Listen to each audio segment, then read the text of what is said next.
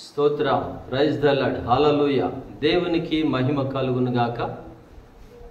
అనుదినము దేవుని వాగ్దానాలను వీక్షిస్తూ దేవుని వాక్యము చేత బలపరచబడుతూ మీరు తెలియచేస్తున్నటువంటి చక్కని కామెంట్స్ని బట్టి సంతోషిస్తున్నాం. మీ కొరకు ప్రార్థన చేస్తున్నాం.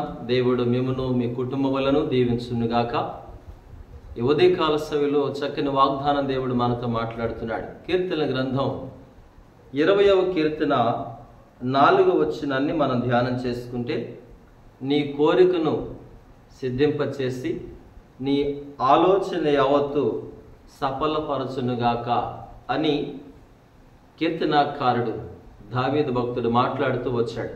దేవుని బిడ్డలారా, ఈ మాట ఇందులో ఉన్నటువంటి ఒక చక్కని మాధుర్యమైనటువంటి మాట మనం జ్ఞాపకం చేసుకున్నాం. నీ కోరికను సిద్ధింపచేసి అన్న మాట మనం జ్ఞాపకం చేసుకుంటున్నాం. మన కోరిక, మన ఆలోచన అన్నీ కూడా దేవుడు సిద్ధింపచేయాలన్నా, సఫలపరచాలన్నా మన కోరిక ఎలా ఉండాలో తెలుసా? దేవునికి అనుకూలమై ఉండాలి, దేవునికి ఇష్టమై ఉండాలి, దేవునికి ప్రీతికరమై ఉండాలని వాక్యంలో మనం చూస్తున్నాం.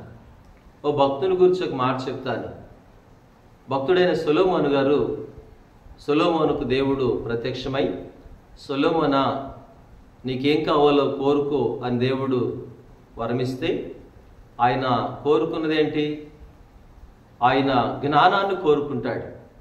కోరుకున్నప్పుడు దేవుడు అంటాడు, సొలొమోనా ఐశ్వర్యమునైనను అడగలేదు, కోరలేదు, దీర్ఘాయువును కోరుకోలేదు, శత్రువుల ప్రాణమును తీయమను నువ్వు కోరుకోలేదు, ఇవన్నీ నువ్వు చేయలేదు.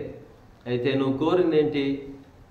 జ్ఞానం, బుద్ధి వివేకములు కలిగినటువంటి హృదయాన్ని దయచేయమని కోరావు, నీకు ఇస్తున్నాను అని చెప్పి దేవుడు సొలొమోనుకి మంచి ఆ కోరిక కోరుకున్నాడని దేవుడు అనుగ్రహిస్తూ వచ్చాడు. బైబిల్ రాశారు, సొలొమోను కోరింది దేవుని దృష్టికి అనుకూలముగా ఉండినని చెప్పి రాశారు. అలాంటి కోరిక నీది కూడా ఏంటి? ఈ ఉదయకాల సమయంలో నువ్వే కోరిక కోరుకుంటున్నావో ఆ కోరిక దేవునికి అనుకూలమై ఉండాలి, దేవునికి ఇష్టమై ఉండాలి. మరి చిన్నప్పుడు ఒక కథ పెద్దవాళ్ళు చెప్తా ఉంటే నేను విన్నాను. ఏంటంటే, మరంటే ఒక ఆయనకి దేవత ప్రత్యక్షమై, నరుడా ఏం కావాలి కోరుకో అనంటే, అప్పుడు ఆయన అన్నాడంట, నేను ముట్టుకున్నదంతా బంగారం అయిపోవాలనుకున్నాడంట. సరే అని చెప్పేసి అలాగే ఇస్తే, ఆయన మొట్టమొదటిసారిగా ఒక పూల తోటలోనికి వెళ్ళి పూల చెట్టు పట్టుకోగానే, పువ్వు పట్టుకోగానే బంగారం పువ్వుగా మారిపోయిందట.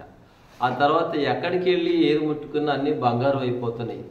ఆయన మధ్యాహ్నానికి ఆకలి ఇంటికి వచ్చి, నాకు ముందు మంచిళ్ళు అని చెప్పేసి అంటే, బిడ్డ కుమార్తె ముందుగా మంచిళ్ళు గ్లాస్ తీసుకొచ్చి మంచిళ్ళు తండ్రికి ఇచ్చి, తండ్రి ఒడిలో కూర్చోగానే బిడ్డ కూడా ఏమైపోయిందంటే బంగారపు బొమ్మగా మారిపోయింది.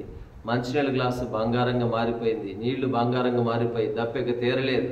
ఇక ఆకలేం తీరుద్ది? దేవుని బిడ్డలారా, ఆయన బాధపడుతూ, అయ్యో నాకెందుకు ఇచ్చావమ్మా ఈ వరం, నాకేది అక్కర్లేదని మరలా పశ్చాత్తాపడుతూ వచ్చాడంట.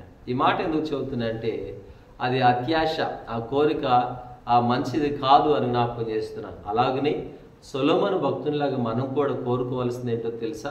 మంచి ఆ జ్ఞానం ఇమ్మని ఆయన కోరినట్లుగానే దేవుని దృష్టికి అనుకూలమైనటువంటి కోరికను నువ్వు కోరుకుంటే దేవుడు ఖచ్చితంగా అంటారు. అప్పుడప్పుడు నేను కోరుకున్న నా కోరికలు ఒడ్డెక్కట్లేదు, నెరవేరట్లేదు అని చెప్పేసి మాట్లాడుతూ ఉంటారు. కానీ ఏమని మీతో జ్ఞాపకం చేస్తున్నానంటే, అది దేవుని దృష్టికి అనుకూలం కావాలి. నేటి దినాల్లో సంఘంలో కావచ్చు, సమాజంలో కావచ్చు, ప్రజలు ఏం కోరుకుంటున్నారో, ఎవరిని కోరుకుంటున్నారో, ఏమి మాట్లాడుతున్నారో, ఏం ప్రవర్తిస్తున్నారో తెలియనటువంటి ప్రజలుగా చూస్తున్నాను.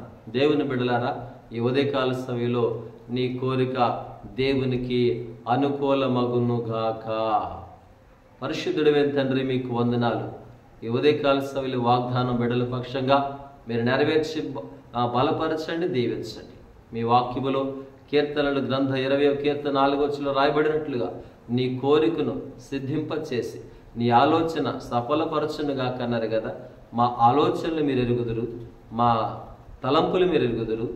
మీకు అనుకూలంగా ఉండిన పిమ్మట ప్రతి వారి కార్యములు మీరు సఫలపరిచి దీవించమని యేసయ్య పేరట వేడుకుంటున్నాము తండ్రి. ఆమేన్. తండ్రి, కుమార, పరిశుద్ధాత్మ త్రియేక దేవుని దీవెన ఇప్పుడు ఎల్లప్పుడు సదాకాలం తోడై నడిపించునుగాక. ఆమేన్.